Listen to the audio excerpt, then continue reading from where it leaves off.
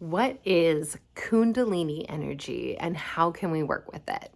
I just recently led an in-person workshop into the archetype of the lover. And this was one of the questions that I was asked. And I kind of realized that not everyone knows this. So I want to come on and share this with you. So kundalini can also be referred to as Shakti. Shakti comes from the Hindu mythology, Hindu religion. Like Shakti is the divine feminine, where Shiva is the masculine. Kundalini energy is the serpentine energy that kind of resides in our womb space, root chakra area.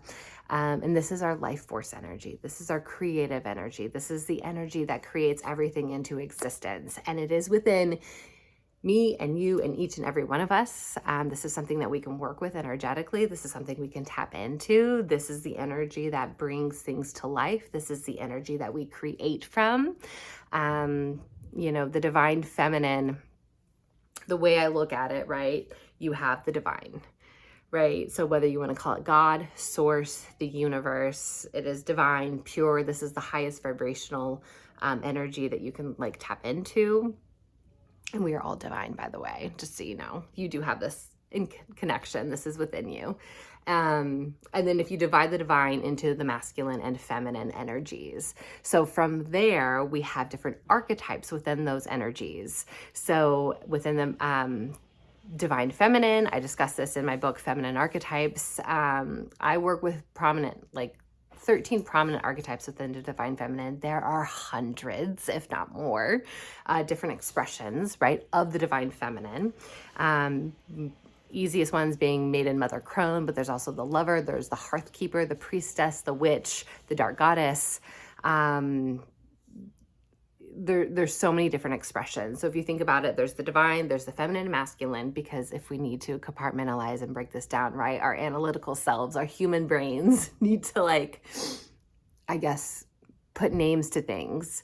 So there's the different archetypes. And then you also have the goddesses, right? And the gods. So each god, each goddess represents a different archetype, represents a different energy of the divine feminine, divine masculine, which is really just the divine, right?